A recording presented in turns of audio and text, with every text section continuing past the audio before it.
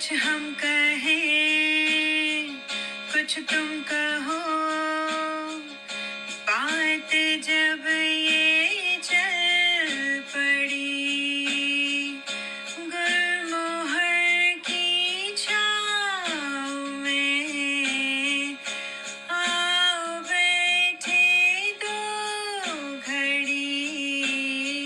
कुछ हम कहें, कुछ तुम कहो, बात जब ये चल पड़ी, गुलमोहर की छाँव में।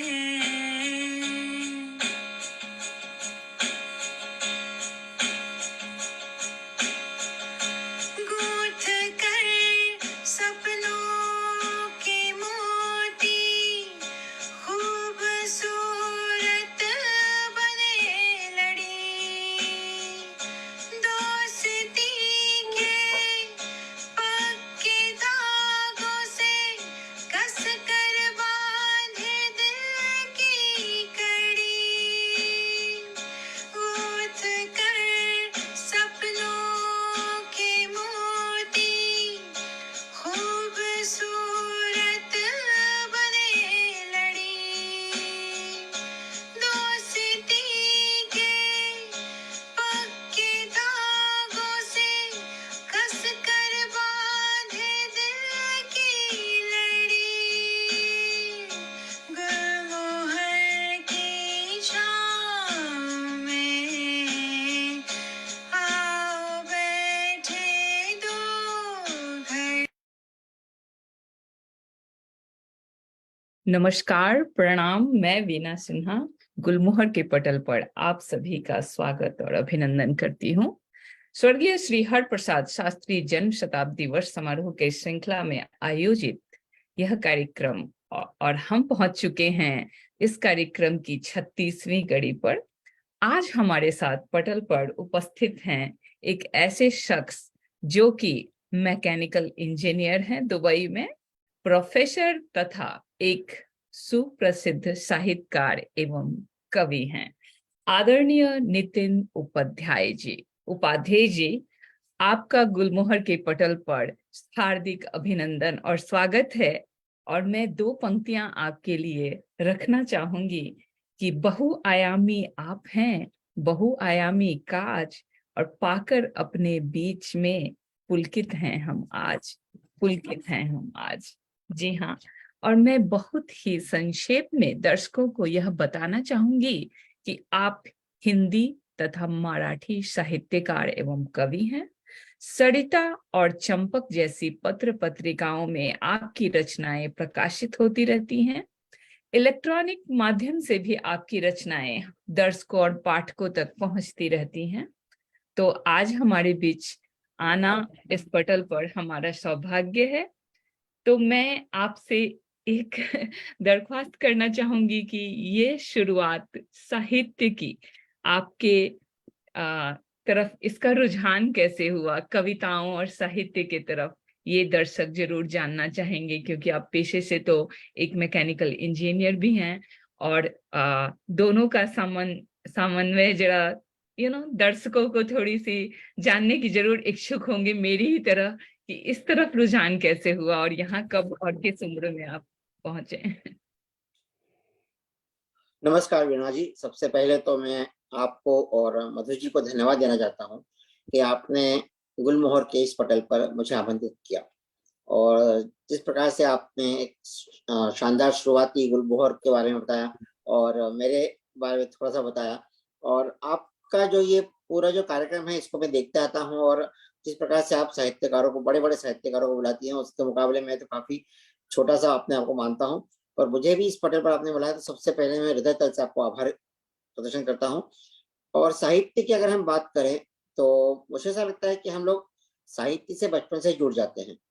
तो जब हम बचपन में पैदा होते हैं तो जब माँ हमें लोरियां सुनाती है, या हम भजन गाते हैं, या हम कविताएं पढ़ते हैं, गाने सुनते हैं, कहानियां सुनते हैं, तो साहित्य हमारे आसपास बिखरा होता है। और मैं जिस दौर का हूँ, मतलब शायद मैंने पुराना दौर भी देखा है और अभी नया दौर भी देख रहा हूँ, जब हम हाथ से चिट्ठियां लिखा करते थे, तो चिट्ठियां लिखना भी एक प्रकार का साहित्य ही मैं मानता हूँ, क्योंकि जब हम अपने मन के भावों को लिखते हैं तो उसमें लिखावट जब भी आती है तो एक कथा होती है उसमें। आप चीजों को कैसे प्रस्तुत करते हैं, कैसे बातों को लिखते हैं, क्योंकि खत लिखना भी इतना आसान नहीं है। जी अगर हम किसी को कहें कि आप खत लिखें तो लोग 2 लाइन के बाद या 3 पंक्तियों के बाद रुक जाते हैं, वो सोच नहीं पाते हैं क्या लिखें। तो बचपन से ही पढ़ने के लिए मेरा बहुत शौक था, रुझान था, और मैं हर चीज पढ़ता था। मेरी माँ कहती थी कि सफेद पन्नों पे कुछ भी काला लिख के दे दो, इसको ये पढ़ने बैठ जाएगा। तो पेपर हो, न्यूज समाचार पत्र हो, धर्मयुग, उस जमाने में तो पत्रिकाएं भी आती थी घरों में, धर्मयुग, साप्ताहिक हिंदुस्तान। बिल्कुल। तो जमाना ऐसा था जब हम घर में एक पुस्तक आती थी और पूरे मोहल्ले में अलग अलग किताबें हम लेते थे, बांट लेते थे कि भाई साप्ताहिक हिंदुस्तान आप लो, धर्मयुग हम लेंगे, कादम्बनी आप लो, नवनीत आप लो। फिर हम एक दूसरे से बदलते थे। और छुट्टियों के दौरान टीवी तो होते नहीं थे, तो उस दौरान लाइब्रेरी होती थी, और 5 पैसे 10 पैसे या 1 रुपया 2 रुपया के किराया दे के उसको महीने के हम किराए किताबें लाते थे। तो वो दौर अलग था। तो उस वक्त किताबें पढ़ने का बहुत शौक था। तो पढ़ने का बहुत शौक हुआ, और जब ये बहुत पढ़ लिया और तकरीबन 35-40 साल की उम्र में आके ऐसा लगा कि मैं अपने आप भी कुछ लिख सकता हूँ। इंजीनियर तो था प्रोफेशन बाय प्रोफेशन, क्योंकि पढ़ाई उस दिशा में हो गई, पढ़ लिख गए, उसी दिशा में काम भी किया। तो लिखना पढ़ना फिर ऐसा लगा कि जो भाव है मन के, जो संतरास होता है, जो संताप होता है, जो अंदर की विषाद होते हैं, हर चीज हम हर एक के साथ नहीं साझा कर सकते। मतलब माँ बाप के साथ, पत्नी के साथ, दोस्तों के साथ, कहीं ना कहीं आदमी अकेला हो जाता है। तो उसको लगता है कि वो अपनी बात को या फिर जो आसपास देखता है उसको उतारे, भले वो उसकी खुद की पीड़ा ना हो, उसकी खुद की खुशी ना हो। पर अगर आप रास्ते पे चलते हुए किसी छोटे से बच्चे को उछलते हुए देखते हैं, तो लगता है कि हाँ, ये खुशी है, इसको हम तो कैसे इसको हम दुनिया तक पहुंचाए। तो साहित्य, कविता, कथा उसका एक बहुत अच्छा रूप होता है, ऐसा मुझे लगता है। जी बिल्कुल बिल्कुल। तो ऐसे जुड़ता गया मैं साहित्य से, और फिर लिखता गया। और विधिवत तो कुछ शिक्षा है नहीं, कहते हम, क्योंकि अगर आप सिर्फ हिंदी में पीएचडी हो या तो लेखक बन जाएंगे, ऐसा नहीं है। नहीं लेखक होता। कुछ है जी हाँ। कि या तो आप प्रैक्टिस करें, ऊपर से आपके ऊपर है तो आप लिख सकते हैं, और हर बिल्कुल। कोई लिख सकता है। हर कोई पर लिख उसके सकता। लिए एक साधना है, ये इसको करना पड़ती है आपको इसको। चिंतन, एक आत्मचिंतन जरूरी है। जी हाँ। जी जी। जी हाँ। तो आप अपनी कोई एक रचना सुनाए जो आपकी, वैसे तो मुझे पता है हर एक लेखक के साथ यही होता है कि उनकी सभी रचनाएं, उनकी पूरी कोशिश रहती है कि सब एक से बढ़कर एक लिखें, यही कोशिश रहती है। पर फिर भी कोई अगर बहुत दिल के करीब हो, कोई रचना जो आपको पढ़ के सच में लगता है कि ओ ये मैंने बहुत अच्छी लिखी है, या मुझे अच्छा लगता है, बाकियों को लगे या ना लगे, कोई ये ऐसा। आपने सही कहा। आपने जैसे कहा कि हम अब कार्यक्रम की शुरुआत है, तो मुझे लगता है कि हम भगवान के नाम से करें तो ज्यादा अच्छा होगा। जी और जी। गणेश जी की कहानी लेकर आया हूं मैं। और हम हमेशा जब भी बाल रूप के भगवान की कल्पना करते हैं, तो हमारे सामने हमेशा कृष्ण भगवान आते हैं। जी उनकी लीलाओं को हम बात करते हैं, राम जी की भी बात करते हैं, और गणेश जी के बाल रूप की हम बहुत कम बात करते हैं। हम्म। तो मैंने उसी एक लेकर एक कविता लिखी है। एक हमारे यहाँ पर एक हमारी कुसुम दत्ता दीदी है, उन्होंने एक चित्र भेजा था गणेश जी का, जिनके हम्म। सामने थाली रखी थी, लड्डू थे। तो उसको देखकर मेरे दिमाग में कुछ ख्याल आया, वो ये लिखा है। सुनाइए। किसने लड्डू चुरा लिए हैं, बोलो बोलो गणपति, लेकर थाली हाथ में खाली, पूछ रही माँ पार्वती। हाँ हाँ। माता पार्वती ने लड्डू बनाए, और लड्डू बनाकर वो गणेश जी को उसकी चौकीदारी पे बैठा गए, क्योंकि आप जानते हैं माता पार्वती गणेश जी को ही चौकीदार बनाया करती थी कि आप इसका रखवाली करो इसकी। तो जी। जब वापिस आई नहा धो के, तब देखा तो लड्डू सब खत्म हो गए थे। तो माता है और वो देवी है, तो भी माँ तो है, गृहिणी है, स्त्री है, उसने इतने मेहनत से लड्डू बनाया और सब गायब हो गए, वहां एक भी लड्डू नहीं बचा। तो क्रोधित हुई और उन्होंने पूछा, किसने लड्डू चुरा लिए हैं, बोलो बोलो गणपति, लेकर थाली हाथ में खाली, पूछ रही माँ पार्वती। कामधेनु के दूध से मैंने ताजा मावा पकाया था। अब वो पार्वती है तो उसका दूध मावा भी कहाँ से आएगा, सोचिए। कामधेनु के दूध से मैंने ताजा मावा पकाया था, कामदेव से ईख मंगाकर मीठा भी डलवाया था, गोल गोल अपने हाथों से एक एक लड्डू बनाया था, नंदन वन से काजू किशमिश लाके घेरे सजाया था, भेंट समझकर अपने पति की ले तो नहीं गई रति, किसने लड्डू चुरा लिए हैं, बोलो बोलो गणपति। बहुत अब सुंदर। माता पार्वती है, उसको हर एक पे शक जा रहा है। मूषक तेरा बड़ी सुबह से ताक लगाकर बैठा था, मूषक तेरा बड़ी सुबह से ताक लगाकर बैठा था, नागराज भी इनके गले में सीना ताने ऐठा था। द्वार रसोई के भी जाने नंदी कब से लेटा था, पंख पसारे मोर भी आकर चूल्हे तक आ बैठा था। बहुत सुंदर। एक बार जो पकड़ में आए ऐसी करूंगी दुर्गति, एक बार जो पकड़ में आए ऐसी करूंगी दुर्गति, किसने लड्डू चुरा लिए, बोलो बोलो गणपति। वो कैलाश पर जो भी है सबका सबके ऊपर शंका कर रही है वो। जी जी। अब स्त्री है पर अपने पति को भी नहीं छोड़ेगी। आंखें मूंदे यह भी जाने कब से ध्यान लगाए थे, आंखें मूंदे यह भी जाने कब से ध्यान लगाए थे, मैं भी जानूं इनके मन को लड्डू ही भटकाए थे। कार्तिक ने भी आज जाने कितने मित्र बुलाए थे, भूत प्रेत अघोरी गण भी मन ही मन ललचाए थे।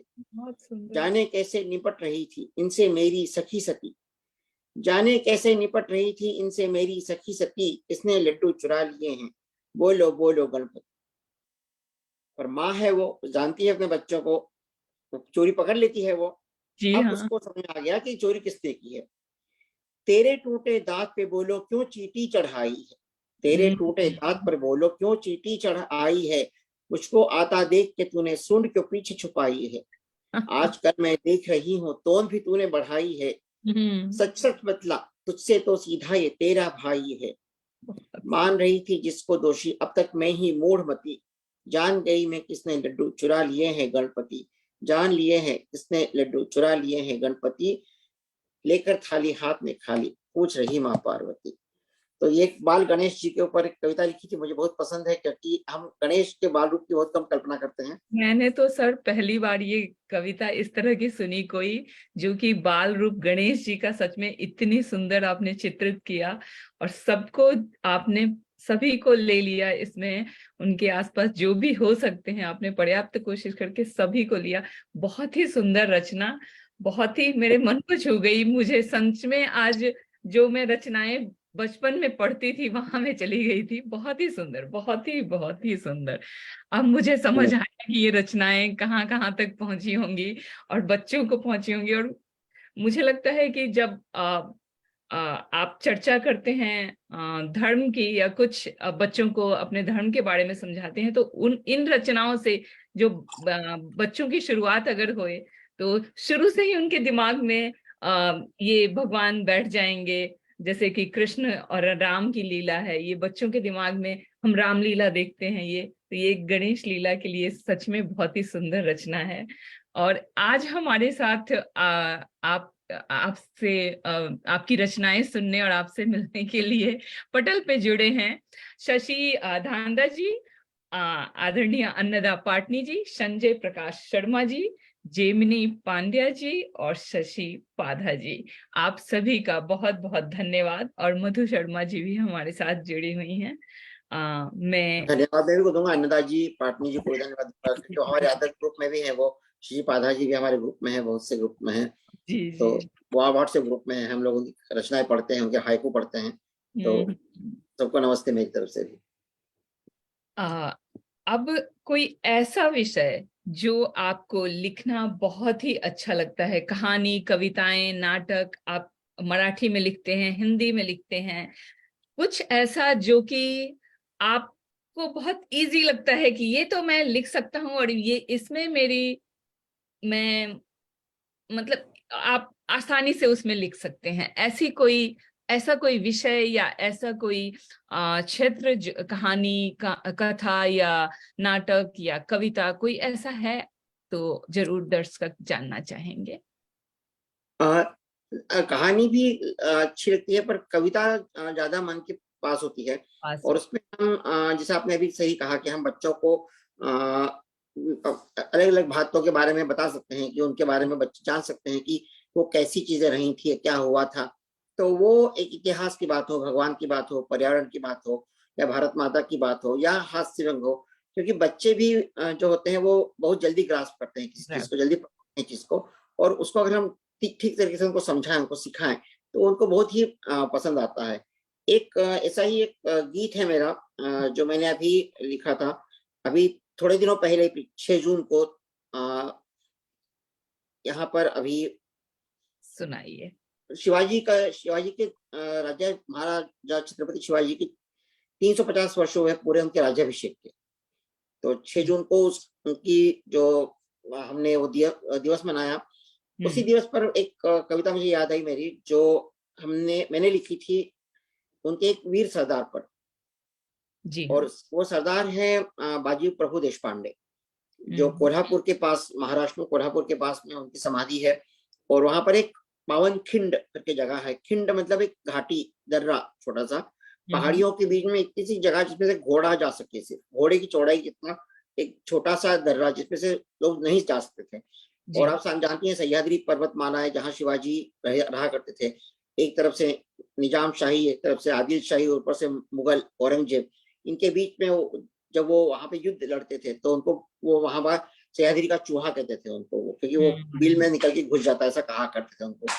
तो वो कहानी है। और पन्हाड़गढ़ कोल्हापुर के पास में बहुत बड़ा एक गढ़ है, उस पर शिवाजी थे और उनको नीचे से सिद्धि जौहर ने घेरा डाल के बैठे थे। 6-7 महीने हो गए थे, शिवाजी ऊपर फंसे हुए थे, खाना पीना दाना पानी सब खत्म हो रहा था, उनको वहां से निकलना था। तो वो शिवाजी भगवान कृष्ण की तरह थे, जब मौका पड़ा सामने वाले को बुद्ध बना के निकल गए। और रणछोड़दास भी बन गए कभी कभी, सामने वाले को छल नीति से, कपट नीति से उसे जीता। तो शिवाजी की जो कहानी है वो हम कृष्ण भगवान की याद दिलाती है। जी जी। तो उसी पर एक कहानी है, कविता है ये। जादू नहीं परिया नहीं राजा न रानी है, जादू नहीं परिया नहीं राजा न रानी है, माटी में मिल गए हैं जो उनकी कहानी है। बहुत सुंदर। जादू नहीं परिया नहीं राजा न रानी है, माटी में मिल गए हैं जो उनकी कहानी है। उनके लहू से लिखी है मेरी जुबानी है, माटी में मिल गए हैं जो उनकी कहानी है।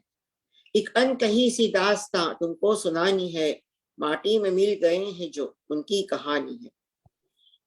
एक सिंह को कुछ भेड़िए जब घेरे बैठे थे, एक सिंह को कुछ भेड़िए जब घेरे बैठे थे, अब तो फंसा शिवाजी सोच सोच ऐठे थे।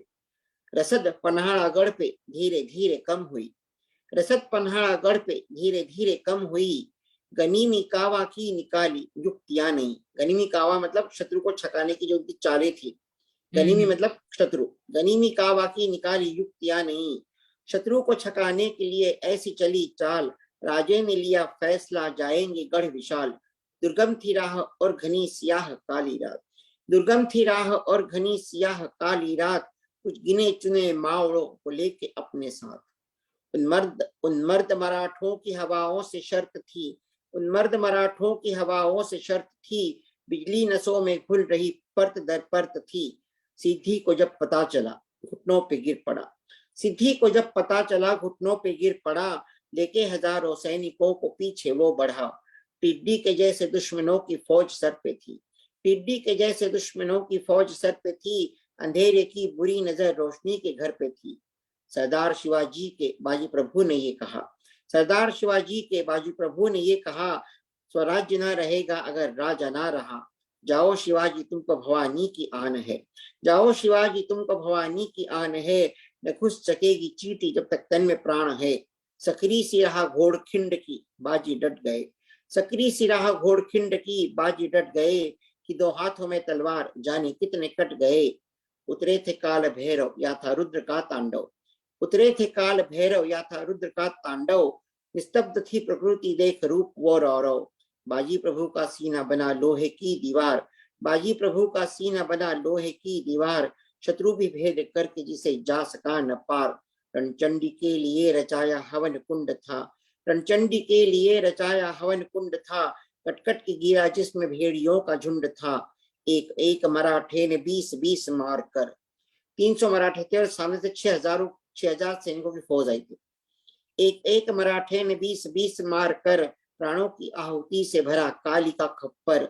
लहूलुहान देह थी मगर आंखें जल रही, लहूलुहान देह थी मगर आंखें जल रही, सुनने को गरज तोप की थी सांस चल रही। ये बात हुई थी, शिवाजी जब किले पे पहुंच जाएंगे तो वहां से वो तोप चलाएंगे, तब तोप बजेगी, तब मतलब वो पहुंच गए। सुनने को तरह गरज तोप की थी सांस चल रही, ऐ मौत तू न आ न आई पहुंच की खबर, ऐ मौत तू न आ न आई पहुंच की खबर, महाकाल भी खड़े थे वहां हाथ बांध कर, सुनी जो गरज तोप की फिर त्याग दिया तन, सुनी जो गरज तोप की फिर त्याग दिया तन, बाजी प्रभु की वीरता से घाटी हुई पावन, बाजी प्रभु की वीरता से घाटी हुई पावन, घोड़खिंड को दिया गया पावन खिंड नया नाम, घोड़खिंड को दिया गया पावन खिंड नया नाम, बाजी प्रभु शिवाजी को छत छत मेरा प्रणाम, बाजी प्रभु शिवाजी को छत छत मेरा प्रणाम, तन्मावड़ा मनमावड़ा मेरी माता भवानी है, तन्मावड़ा मनमावड़ा मेरी माता भवानी है, माटी में मिल गए हैं जो उनकी कहानी है, एक अनकही सी दास्तां तुमको सुनानी है, माटी में मिल गए हैं जो उनकी कहानी है। तो ये बच्चों के लिए लिखी थी ताकि उन्हें इतिहास का पता रहे, जो हमारे वीर नायक हैं उनके बारे में पता रहे उनको। अब जब आपको सुन रही हूँ तो लग रहा है कि बाल कविताएं मुझे लगता है कि और सभी कविताओं से ज्यादा इम्पोर्टेंट है कि, और आप जैसे कवियों की ज्यादा जरूरत है हम पूरे समाज को और पूरे भारत को, क्योंकि बहुत कम लिखे जाते हैं आजकल बाल कविताएं, और कहते हैं कि बच्चों में बचपन रह नहीं गया। ये डिजिटल दुनिया के कारण बच्चे बच्चे नहीं रहे, वो समय से पहले ही वयस्क हो जा रहे हैं और समय से पहले ही उनकी एजिंग प्रोसेस शुरू हो जा रही है, क्योंकि एक्सपोजर इतना है। परिवार और समाज भी उसको जल्दी एक्सेप्ट कर ले रहा है कि बच्चे समय से पहले ही बचपना उनमें ना रहे, बहुत जल्दी सब कुछ सीख जाएं। ये सीखने की जो होड़ है ना, ये पता नहीं हम इंसान को कहाँ ले जाएगी कि बचपना कोई अब ज्यादा बर्दाश्त नहीं कर पा रहा है, मैं देख रही हूँ। ये सभी पेरेंट्स सभी पेरेंट्स का यही हाल है कि अगर बच्चे बच्चे बने रहे तो उनको डाइजेस्ट नहीं होता कि बचपना, इतना बचपना क्यों है।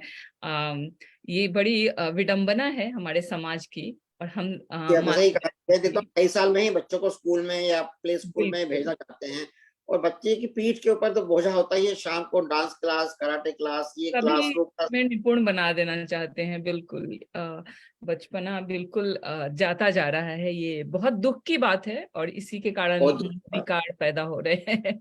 यही कारण है।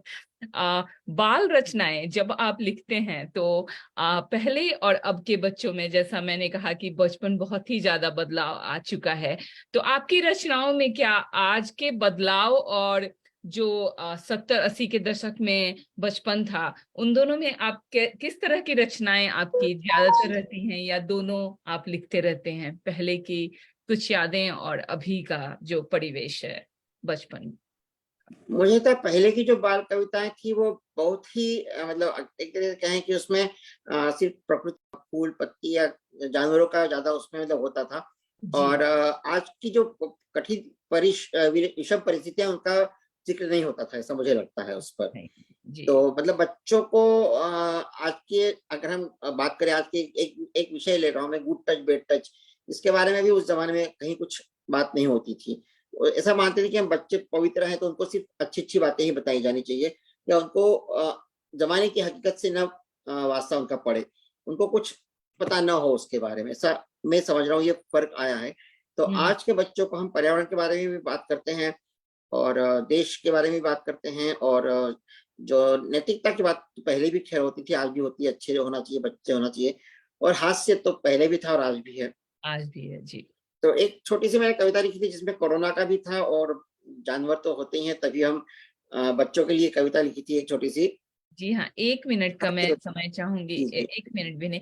हमारे साथ अनिल दुआ जी जुड़ गए हैं, बहुत बहुत धन्यवाद आपका जुड़ने के लिए। शकुंतला शर्मा जी जुड़ गई हैं, और शशि पाधा जी, आदरणीय जैमिनी पंड्या जी, संजय प्रकाश शर्मा जी, अनंता पाटनी जी, शशि दांडा जी हमारे साथ लगातार बने हुए हैं और रहे हैं, और साथ में जुड़ गई हैं डॉक्टर श्वेता सिन्हा जी आयोवा से। श्वेता जी को धन्यवाद। जी हाँ, तो मैं हमारी बात करती हूँ गुलमोहर की तरफ से, और आप सुनाइए एक रचना। जी हाँ, एक हास्य कविता सी लिखी थी छोटे बच्चों के हिसाब से।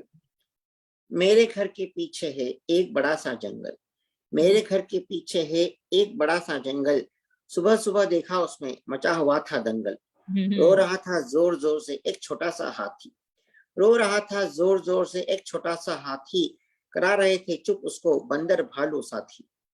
मैंने वहां पहुंच के पूछा क्यों है रोना धोना, मैंने वहां पहुंच के पूछा क्यों है रोना धोना, बोला चीता जंगल में भी आ पहुंचा कोरोना। ये कोरोना के जमाने की बात थी। बोला चीता जंगल में भी आ पहुंचा कोरोना, हम सबको रखना है आपस में 2 गज की दूरी, हम सबको रखना है आपस में 2 गज की दूरी, राजा शेर ने कहा पहनना मास्क बड़ा जरूरी। हाँ। मुंह और नाक को ढकने वाला मास्क खरीदने आए, मुंह और नाक को ढकने वाला मास्क खरीदने आए, रंग बिरंगी मास्क पहनकर हम सबको इठलाए। मास्क नहीं मिला हाथी को हम सब है मजबूर। अब मास्क सबका तो मिल गया, मास्क पर हाथी के लिए मास्क, उसकी तो नाक इतनी बड़ी सूंड है उसकी। मास्क नहीं मिला हाथी को हम सब है मजबूर, सूंड है उसकी नाक मुंह से जो है बड़ी ही दूर।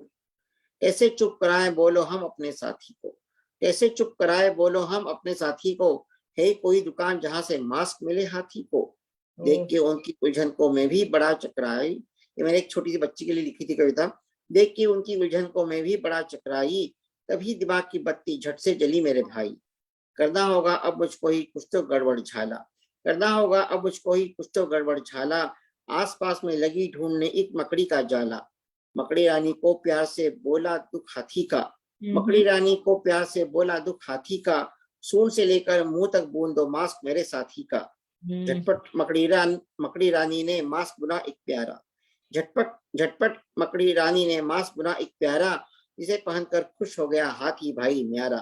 दूरी रखेंगे मास्क पहनेंगे वैक्सीन हम लगाएंगे, दूरी रखेंगे मास्क पहनेंगे वैक्सीन हम लगाएंगे, बोल उठे सभी जानवर कोरोना को भगाएंगे, बोल उठे सभी जानवर कोरोना को भगाएंगे।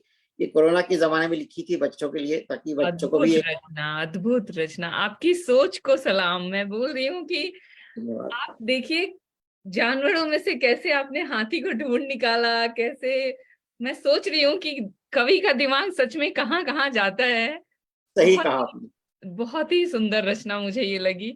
और एक अगर रचना और बच्चों का ही की सुनाए, उसके बाद हम कुछ कहानी या कुछ और सुनेंगे, बट एक रचना तो और बनती है। बहुत ही सुंदर रचनाएं हैं आपकी, बाल कविताएं सच में बहुत बहुत ही सुंदर। देखिए बच्चों का तो क्या था कि हम जब बच्चों की कविताएं लिखते हैं तो हम खुद बच्चे बन जाते हैं उस वक्त। बिल्कुल ऐसा ही लग रहा है कि अभी हम सभी सुनने और सुनाने वाले भी, मुझे लग रहा है कि ऐसा ही महसूस कर रहे होंगे कि उनको उनका बचपन भी वापस आ गया है। हमारे साथ आदरणीय सुनीता महेश्वरी जी जुड़ गई हैं, प्रणाम उनको, आप बने रहिए हमारे साथ। जी हाँ।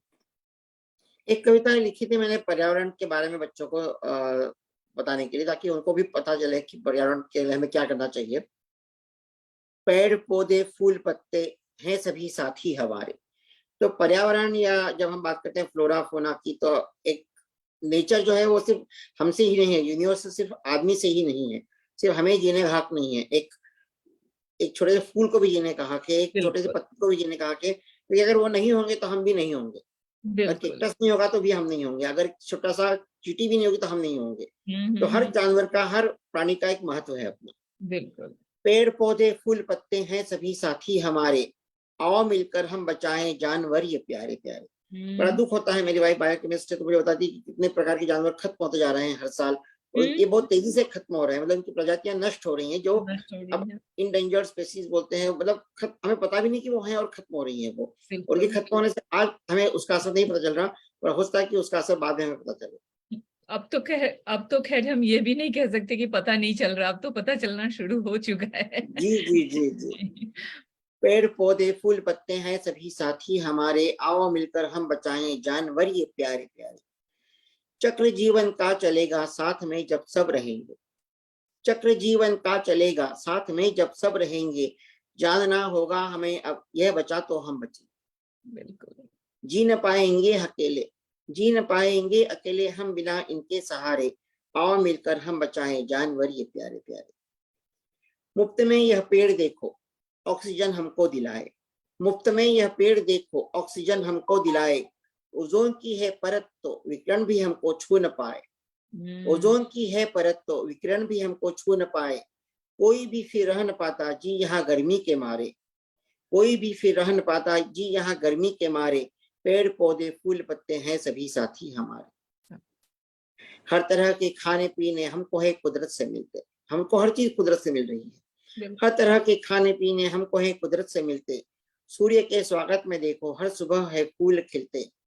खुशियों के मेले लगाते अपनी धरती पर ये सारे, खुशियों के मेले लगाते अपनी धरती पे ये सारे, पेड़ पौधे फूल पत्ते हैं सभी साथी हमारे। जी, हमारे आओ हम इनको बचाएं, जानवर ये प्यारे प्यारे। तो बिल्कुल मधुमक्खी ना हो तो शायद फल भी ना पैदा हो, पर्यावरण ना जो पैदा। एक फल मतलब जो जो क्या कहते हैं, जो फलों का जो कण परी इधर से उधर जाते हैं वो भी ना हो, और हम सब फल भी ना पाए, खाना भी ना पाए, हम लोग जी भी ना पाए फिर तो। बिल्कुल, सभी को एक दूसरे पे निर्भर करके ईश्वर ने हमें यहाँ बनाया है, पर इंसान को कहते हैं ना, गुमान आ गया है कि मैं ही मैं गवाना, वो सबकी चीज खा रहा है, वो जंगलों की चीजें भी अपनी। खा रहा है। जी हाँ, ये टेक्नोलॉजी ने ऐसा बना दिया ना उसको, कि विज्ञान ने, कि वो समझ नहीं पा रहा है कि इससे बड़े भी कुछ है। सही कहा। तो चलिए हम आगे बढ़ते हैं। बस समय बहुत ही तेजी से निकलता जा रहा है। तो जी एक कुछ आप हास्य नाटक भी लिखते हैं, कहानी भी लिखते हैं मराठी और हिंदी में। तो इसमें अगर आप कुछ सुनाना चाहें दर्शकों को, कोई एक लघु कथा या कहानी या नाटक ही, तो आप अभी समय है तो सुना सकते हैं। मेरे ख्याल से दर्शक जरूर सुनना चाहेंगे। सभी दर्शक लगातार बने हुए हैं और आपको सुन रहे हैं और बहुत ही सुंदर सुंदर कमेंट्स लिख रहे हैं। खासतौर पे जब आपने प्रकृति से जुड़ी रचनाएं सुनाई तो मुझे लगता है सभी के मन के सभी जी जी। सुंदर सुंदर कमेंट्स दे रहे हैं। और आपकी सभी रचनाएं अब एक से बढ़कर एक हैं, मैं तो कह रही हूँ। धन्यवाद। जी अभी एक लघु कथा लिखी थी मैंने, छोटी सी है ये। तो ये मतलब संवाद शैली में है ये। जी। अरे यह क्या कर रहे हो, वहां आंगन में बड़ी बहू और छोटी बहू के बीच में घमासान वाक युद्ध छिड़ा हुआ है। सारा घर वहीं इकट्ठा हो गया है और आप मुझे कमरे में खींच कर ले जा रहे हैं। आपको चाहिए था बाजार से आने के बाद यह तमाशा देखकर सबको डांट लगाते और लड़ाई रुकवाते, पर आप तो, अरे भगवान, अभी तो तुम्ही ने कहा ना कि सब वहां आंगन में जमा है, इसलिए तो तुम्हें यहाँ ले आया हूँ। हम्म। ये आपके बुढ़ापे की चोचले मेरे समझ में तो बिल्कुल भी नहीं आते। वहां बड़की का बंटी और छुटकी का गोलू दोनों लड़ पड़े हैं, क्योंकि बंटी का कंपास बॉक्स गोलू के बस्ते में से निकला था। बस दोनों को लड़ता देख पहले तो उनकी अम्माएं मैदान में आ गई और पीछे पीछे दुम हिलाती हुई हमारी औलादें आ गई। दोनों के दोनों पक्के जोर के गुलाम बन गए हैं। अब इनकी लड़ाई देखते हुए दोनों मंझली बहुरानियां भी रसोई घर छोड़कर आंगन में आ गई, और जहां वह दोनों वहां पीछे पीछे उनके पति और बच्चे। उधर अभी तक घोड़े बेचकर सो रही बिटिया रानी भी दामाद जी के साथ रणभूमि में आकर डट गई है। वह भी आग में घी डालने का काम कर रही है, अपनी भाभीियों को पुराने किस्से याद दिला रही है। यह मायके रहने आती है या तिलिया लगाने, समझ में नहीं आता। जब अपने ही बच्चे अपनी ना सुनते हो तो पराए घर से आई इन महारानियों से क्या उम्मीद रखी जाए, बोलो तो। अरे तुमको मैंने कितनी बार कहा है कि इनके पचड़ में मत पड़ा करो। बच्चे झगड़ते हैं, झगड़ने दो, बाद में आपस में दोस्ती भी तो कर लेते हैं। मैं कहाँ पढ़ती हूँ अपने पोते पोतियों के झगड़ों में, पर यही बात इनके माँ बाप भी तो सोचे। अभी देख लो कैसे जानी दुश्मनों की तरह लड़ रही हैं, एक दूसरे के परिवारों की बुराइयां गिन गिन के अब धीरे धीरे हमारा उद्धार करने पे आ गई हैं।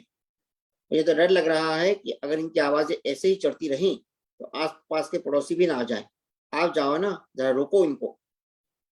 अरे भाई चला जाऊंगा, जरा झटपट या जलेबियां तो खा लो, राम आश्रय हलवाई के यहाँ की है, गर्मा गर्म और करारी, जो तुम्हें पसंद है ना। तुम भी कमाल करते हो, इस झगड़े के माहौल में तुम्हें मुझे जलेबी खिलाना सूझ रहा है। भाई तुम्हें जलेबियां खिलाने के लिए ये तो सब झगड़ा करवाया है, मैंने ही बंटी का कंपास गोलू के बस्ते में रखा था। अरे क्या कह रहे हो। अब देखो आज रविवार था तो सोचा सबके लिए राम आश्रय की गर्मा गर्म जलेबियां और पूरी कचौरियां ले आऊं। जब तक पूरी कचौरी बंधवाई तब तक सभी जलेबियां खत्म हो गई थी और सिर्फ यही एक दोना बचा था। राम आश्रय ने कहा कि आज वो जलेबियां नहीं निकालेगा, उसे इमरती का एक बड़ा ऑर्डर मिला है, उसकी तैयारी में लगने वाला है। तो इसके लिए घर में ये तमाशा लगाने की क्या आवश्यकता थी? अरे तू भी सोचो, 20-22 लोगों में जलेबी का एक दोना तो मानो ऊँट के मुंह में जीरा जी से बात हो जाती। इसलिए सोचा कि सबको उलझा देता हूँ और अपनी प्यारी को ये रस भरी जलेबियां खिला देता हूँ। तुम भी ना बिल्कुल सठिया गए हो। जब उम्र थी तब तो जवानी में ऐसा कुछ नहीं किया, अब बुढ़ापे में क्या शौक पाले बैठे हो। मैं ये जलेबियां खा लेती हूँ, तुम जाओ बच्चों का झगड़ा बंद करवाओ। ठीक है भाई, जाता हूँ। अभी बच्चों को ले जाकर के नए कंपास गेंद वगैरह ला देता हूँ और सबके लिए इमरती भी लेके आऊंगा। मैं राम आश्रय से 3 किलो अलग से निकाल कर रखने को कहा था। नीचे गली से कोई गाते हुए जा रहा था, बड़ा नटखट वारे जुल्मी तू बलम हुआ। ये कहानी थी, लघु कथा। इसका शीर्षक था जलेबियां। बहुत ही सुंदर। जब आपने शुरुआत की तो मुझे लगा अभी ये कहाँ जाएगी कहानी, और अपने बिल्कुल ही अलग टर्न दे दिया इसको। बहुत ही सुंदर कहानी, बहुत ही बढ़िया। और दर्शक धन्यवाद। उतना ही एंजॉय कर रहे हैं जितना मैं। हमारे साथ अभी कोमल गर्ग जी भी जुड़ गई हैं। बहुत बहुत धन्यवाद आपका। आप सभी मजे लीजिए, मैं तो ले ही रही हूँ। बहुत ही सुंदर कहानी आपने, धन्यवाद। बहुत ही अच्छी रचना सुनाई, बहुत मजा आया। अच्छा संदेश था। आदमी की उम्र हो जाए पर बचपना नहीं जाना चाहिए। बहुत ही बढ़िया रचना। अब कार्यक्रम को आगे बढ़ाते हैं। सभी की रचनाएं में आप अभी यही सोच रही हूँ कि सभी रचनाएं आपने अलग अलग विषय रखा। धर्म, इतिहास, हास्य, बच्चों के, पर्यावरण। बहुत ही सुंदर रचनाएं रही आपकी। बहुत सुंदर कार्यक्रम चल रहा है ये। अब आते हैं एक, अगर आप गीत और गजलें भी लिखते हैं तो अगर उसमें से कुछ सुनाना चाहें तो कृपया जरूर सुनाएं। हमारे दर्शक जरूर सुनना चाहेंगे। और जैसा कि मैं कह रही हूँ कि सभी बहुत एंजॉय कर रहे हैं, सभी जुड़े हुए हैं, सभी के कमेंट्स लगातार आ रहे हैं। तो अब तो हमारी आकांक्षाएं और भी बढ़ गई। मेरी एक्सपेक्टेशन इतनी हाई हो रखी है आपसे कि बहुत ही सुंदर विषय रह रहा है आपका सुनाने का। ऐसे ही कार्यक्रम में मजा आ रहा है। धन्यवाद। मैंने कहा, जब पढ़ता था तो मेरे को हर विषय पढ़ने में अच्छा लगता था, और जी, मुझे ऐसा अब लगता है कि पता चल रहा है लेखक कि हर हर विषय पे विषय। लिखने का प्रयास करना चाहिए। कम से हम्म। कम प्रयास करना ही चाहिए। फिर अच्छा लिख पाए ना लिख पाए वो जनता फैसला करेगी या सुनने वाला फैसला करेगा, पर वो प्रयास तो हर प्रकार की गाने गीत लिखने को कर ही सकता है वो। जी तो जी। वो उसने काम करते रहना चाहिए, ऐसा मुझे लगता है शुरुआत से। कवि का तो कहते हैं कि काम ही यही है कि हर विषय को छुए और हर जगह पहुंचे उसका मन, उसकी चिंतन हर चीज को, जी हर जी। विषय को लिखे। तो एक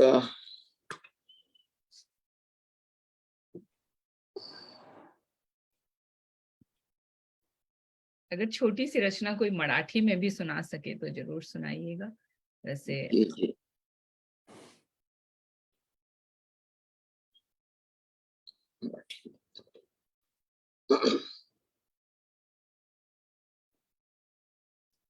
हमारे साथ मंजू श्रीवास्तवा जी जुड़ गई हैं।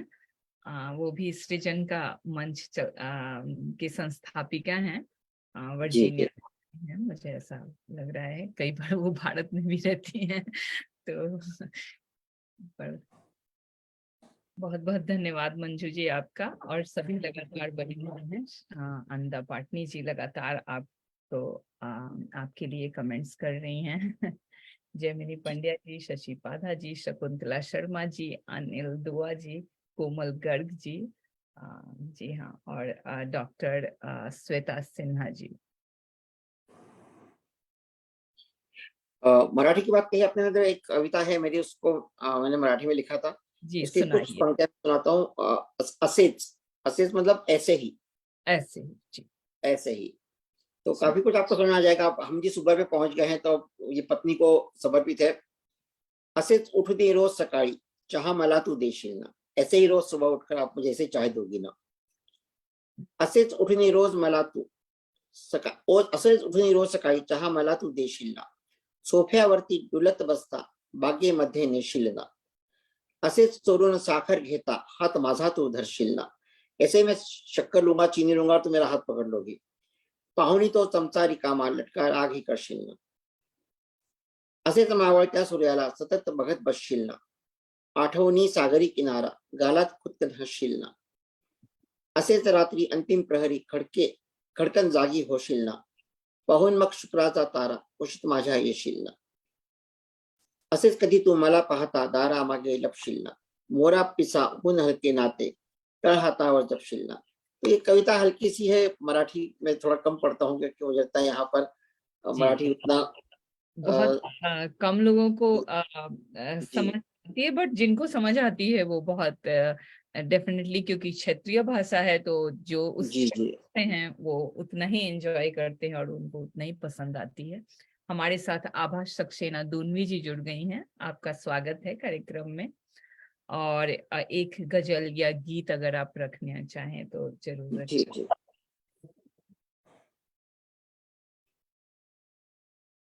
और समय रहा तो फिर हम बाल कविताएं जरूर एक दो और सुनना चाहेंगे अंत में। एक शुरुआती गजल लिखी थी मैंने। गजल में कोशिश करता हूँ और सीखने की हमारा बहुत इच्छा है, पर उसमें जो टेक्निकलिटी है, बहर है, और जो उनमें कहीं कहीं बहुत अभी सीखने की कोशिश कर रहा हूँ। तो एक लिखी थी, शुरू है। चुप से देखे तिरछी चितवन, हम्म। थमने लगती दिल की धड़कन। उर्दू के शब्द में कोशिश करता हूँ, पर हिंदी में मेरे बार बार आ जाते हैं हिंदी शब्द। जी चुप से देखे तिरछी चितवन, थमने लगती दिल की धड़कन। मन का दरिया उथला उथला, फिर भी होता हर पल मंथन। मन का दरिया उथला उथला उथला, उथला फिर भी फिर भी होता। होता हर पल मंथन।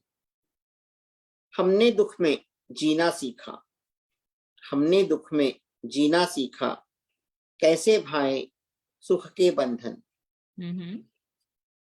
तन की गठरी माटी माटी, तन की गठरी माटी माटी, मन का कंचन कंचन।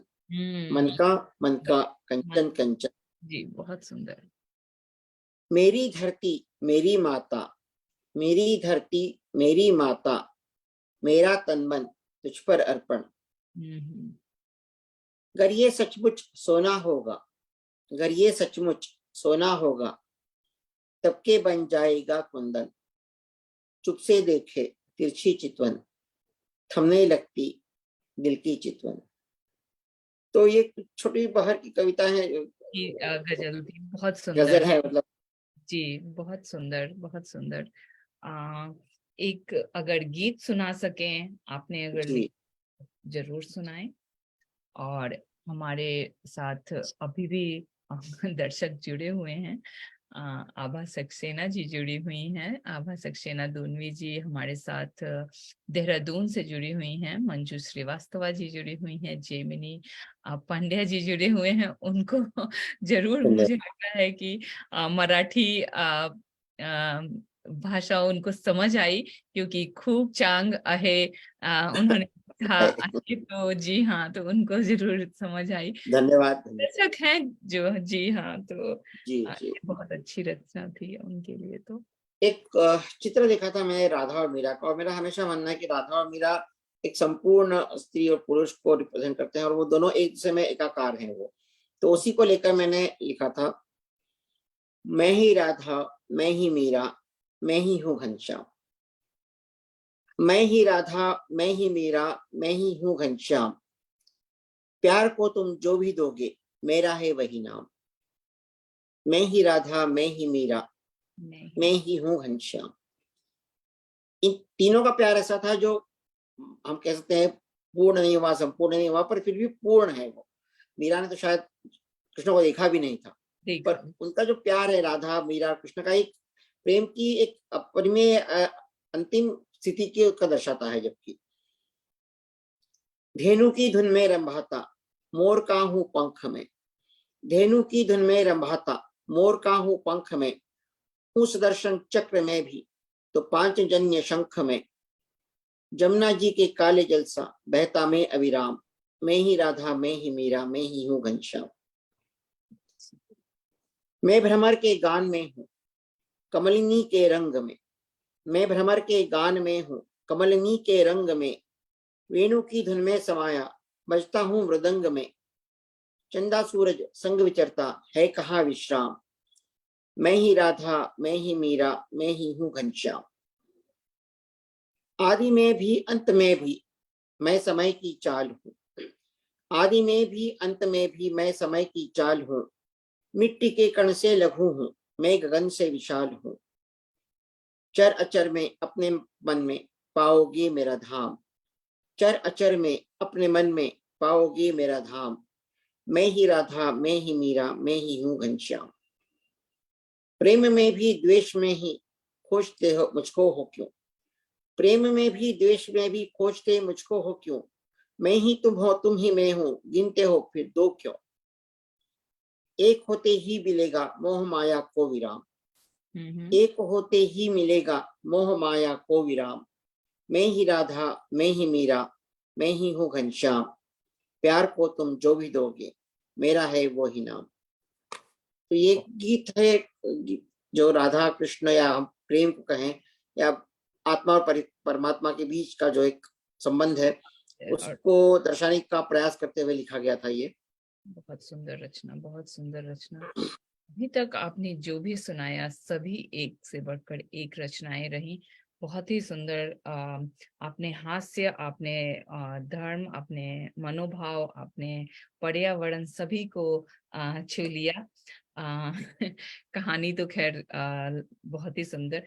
बाल कविताएं आपकी सबसे ज्यादा मन को छू रही हैं, क्योंकि बाल कविताएं आजकल सुनने को कम मिलती हैं। और आपको जैसा पता ही है कि लोग इंग्लिश कविताओं की तरफ ज्यादा, पोएट्री जो है वो ज्यादा सुना रहे हैं बच्चों को, बजाते कि हिंदी कविताएं तो ये विलुप्तता बहुत तेजी से चल रही है। तो बाल कविताओं में नयापन, और हमें लग रहा है कि और ज्यादा गहन चिंतन की जरूरत है कि क्या पड़ोसें, क्या बच्चों को दें कि वो इस तरफ उनका रुझान हो और वो ज्यादा से ज्यादा सुने और पढ़ें या देखें, जिस भी तरह से हो, या तो कार्टून की तरह कार्टून बना के दिखाया जाए या जैसे भी हो। तो एक दो रचनाएं आप बाल कविताओं की अगर रखना चाहें तो अच्छा लगेगा, क्योंकि कार्यक्रम 5 दिन जी जी। इस बीच। एक अभी पिछले वर्ष 15 अगस्त को एक कविता लिखी थी। जनगण मन मैं गाऊंगा, बच्चे के लिए लिख के देनी थी तो उसको स्कूल में पढ़नी थी, उसके लिए लिख के दी थी मैंने ये, तो बच्चे के साथ सोच के लिखी थी। जनगण मन मैं गाऊंगा, देश ध्वजा फहराऊंगा। जनगण मन मैं गाऊंगा, देश ध्वजा फहराऊंगा। जब तक तन में सांस आखिरी दुश्मन से लड़ जाऊंगा।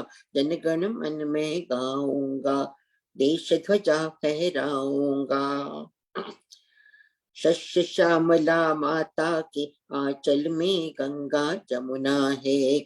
आजादी की राह चली है, अब इसको ना थमना है।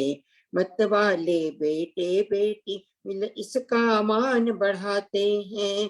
पाठ अहिंसा और सत्य का दुनिया भर को पढ़ाते हैं। तुलसी नानक बुद्ध की वाणी मैं दुनिया को सुनाऊंगा। जनगण मन में गाऊंगा, देश ध्वजा फहराऊंगा। निर्बल और असहाय की सेवा हमने मिलकर करनी है। दीन दुखी इंसानों की झोली खुशियों से भरनी है। ज्ञान और विज्ञान से हम सब ऐसा जहां बनाएंगे। चांद से शीतल होगी धरती, सूरज से चमकाएंगे। स्वर्ग से सुंदर बना धरा में देवों को ललचाऊंगा। जनगण मन में गाऊंगा, देश ध्वजा फहराऊंगा। इसका अंतिम बंद है। जी हाँ। बल और बुद्धि को बढ़ाकर सक्षम हमको होना है।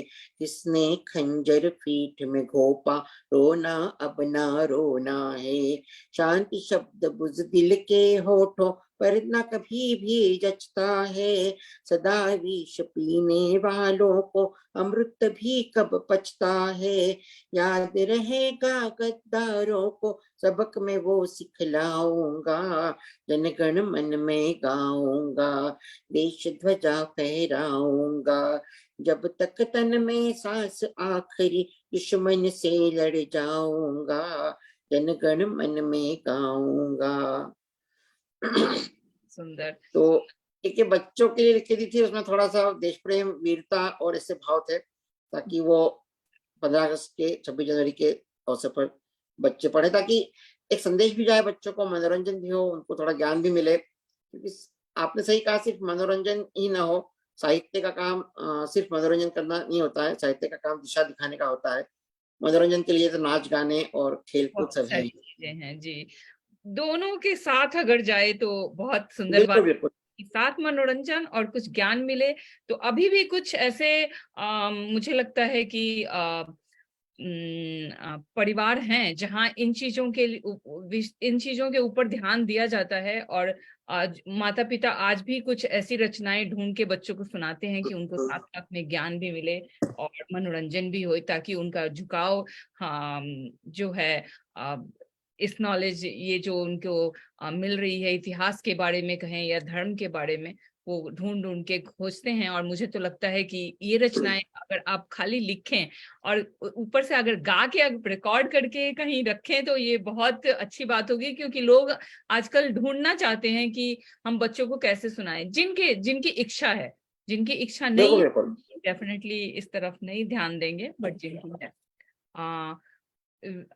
कार्यक्रम अब समाप्ति की ओर है, तो 2-4 लाइन अगर कुछ आप करना चाहें, नहीं तो फिर समाप्त करते हैं। एक कोई मुझे लगता है कि अगर आपने बच्चों की अगर हास्य की कोई लिखी हो या कोई चुलबुली सी ऐसी कोई रचना आपको याद आ रही हो, जो बच्चों के नटखट सी कोई रचना जो बच्चों के कोई की दिखाती हो, तो ऐसा कुछ अगर सुना सके तो गुजारिश है।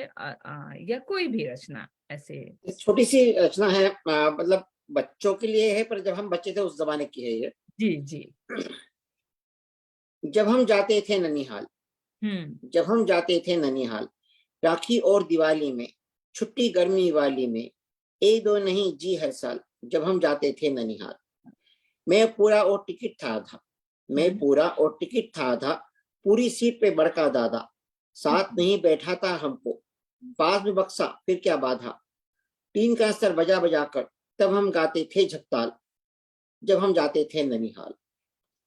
नानी का एक बांस था लंबा, नानी का एक बांस था लंबा, इतना लंबा जैसे खंबा, बना के घोड़ा उसे खेलते, घूम के आते कुल्लू चंबा।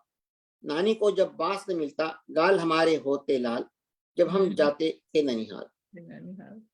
तांड पे संदूक नाना जी का, तांड पे संदूक नाना जी का, राजकोष महाराणा जी का, मांगो जो पैसे तो कहते ये तो है फलाना जी का। नानी फिर गुस्सा करती, सिक्का देती हमें निकाल, जब हम जाते थे ननिहाल। अम्मा की भी एक थी पेटी, अम्मा की भी एक थी पेटी, खोल के जिसको रहती बैठी, कभी वो हंसती कभी थी रोती, पूछो तो कहती थी बेटी, अभी नहीं समझोगी रानी मेरे जिए रा का तुम हाल, अभी नहीं समझोगी रानी मेरे जिए रा का तुम हाल, जब हम जाते थे ननिहाल।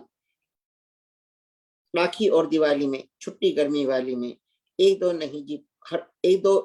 नहीं जी हर साल, जब हम जाते थे ननिहाल। बहुत सुंदर, बहुत बच्चों के, हम जब बच्चे थे उसको याद करते हुए, हमारा ननिहाल कैसा था उसको याद करते हुए, अब तो ननिहाल भी बदल रहे हैं, रिश्ते भी बदल रहे हैं, परिवार छोटे हो रहे हैं तो रिश्ते भी खत्म हो रहे हैं। मौसी चाचा शायद बचेंगे ही नहीं थोड़े दिनों बाद, तो चाचा चाची बिल्कुल, जब इकलौते बच्चे होंगे, न्यूक्लियर फैमिली होगी, तो ये रिश्ते कहाँ बचेंगे, पता नहीं। बहुत कुछ देखना है। यही जी जी। इस आधुनिकता में सच में कलयुग यही है। तो देखना तो पड़ेगा, जब हमारा जन्म इसी सदी में हुआ है जी तो जी जा सकते हैं। जी हाँ, तो बहुत बहुत धन्यवाद आपका आज के कार्यक्रम से जुड़ने के लिए, और ये आज बहुत ही सार्थक संवाद रहा आपसे और बहुत कुछ सीखने को मिला। खासतौर पे बाल कविताओं, मुझे लगता है जितने भी दर्शक जुड़े हैं सभी लिखते हैं, तो सभी को संदेश गया होगा ये कि बाल कविताओं पर ध्यान देना कितना जरूरी है, क्योंकि ये छोटी छोटी रचनाएं बहुत ही पावरफुल है हमारे समाज के लिए, हम आज के परिवेश में। बहुत बहुत धन्यवाद सर आपका और जुड़ने के लिए। धन्यवाद वीणा जी, मधु जी और गुलमोहर परिवार का, और जो भी आज हमारे दर्शक पाठक श्रोता सुन रहे हैं उन सबका मेरी तरफ से धन्यवाद, क्योंकि मैं उनको देख नहीं पा रहा हूँ, पर उनको जब देखूंगा सबको मेरा नमस्कार। आपने नाम तो लिए थे, उन सबको मैं अपनी तरफ से एक एक का नाम लेकर तो कहना गलत होगा, तो सभी को मेरी तरफ से नमस्कार, धन्यवाद। बिल्कुल।